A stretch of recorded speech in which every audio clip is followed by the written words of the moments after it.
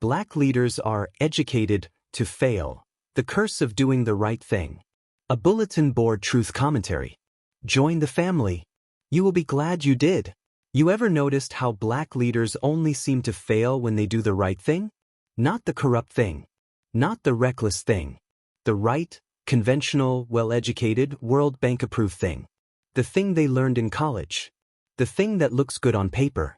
The thing that earns applause from foreign embassies and think tanks that only uneducated folks disagree with. And somehow, it always ends up hurting us. They privatize water to make it more efficient, as if that isn't their own indictment. They can't run the water commission, but they can run a country. So, the right way, then, is to give it all to foreigners, put the people in deeper poverty, and you would be too dumb to contradict, because you didn't go to Harvard. They liberalize trade.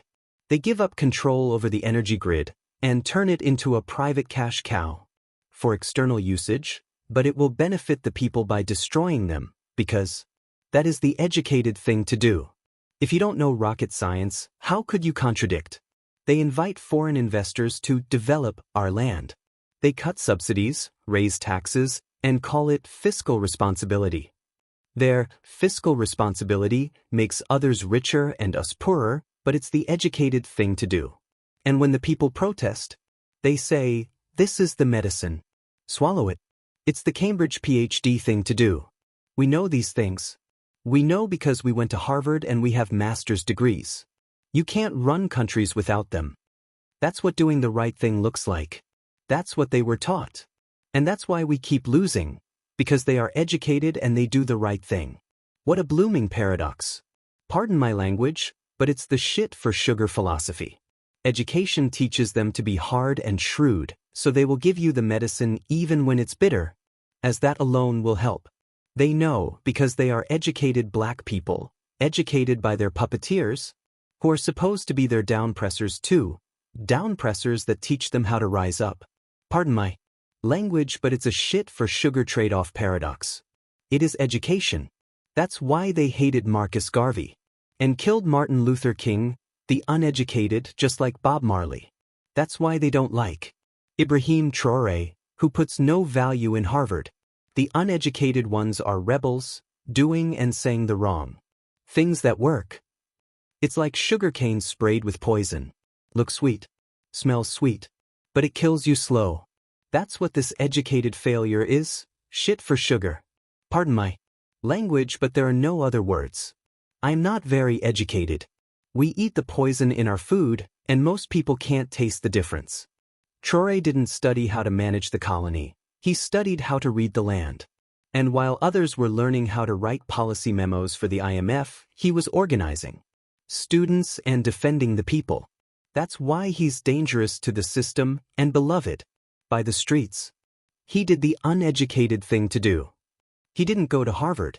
The uneducated problem, right? He didn't study how to manage the colony politely. That's a problem, right?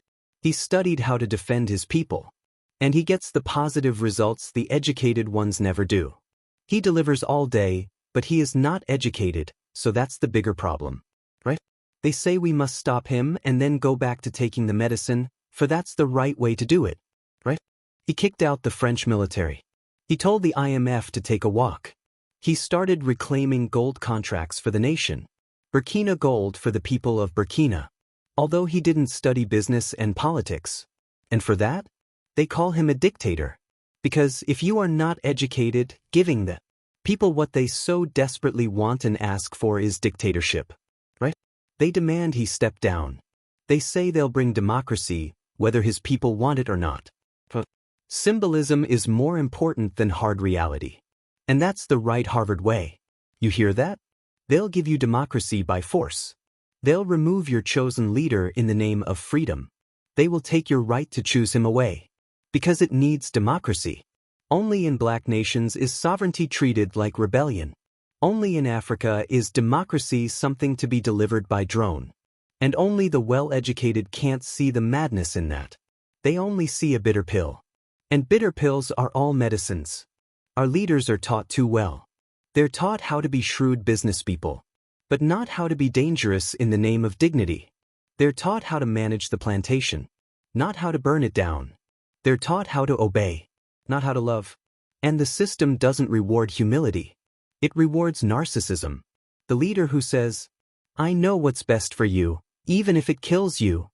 That's the one who gets called strong. A shrewd business fellow. That's the one who gets reelected. That's the one who gets invited to Davos, with his head filled with shit fur sugar politics. The full dose of medicine. Just how the neo-colonialist loves it. Our leaders are taught their tough decisions. How to save their country. By holding a chokehold, sustaining the pressure, and giving them the medicine. And then to contain the riot. That is the right way. And the result is always more abject poverty. In sickening cycles. Even if the country grows, the people will remain poor, and then we'll have to burn it down.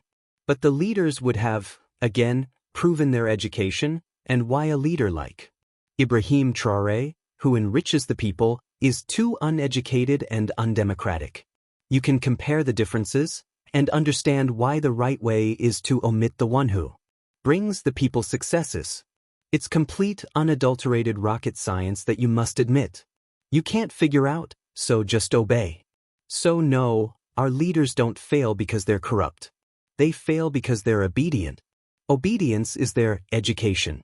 They fail because they do the right thing, the thing that was never meant to serve us. And they deliver the medicine even if it kills you.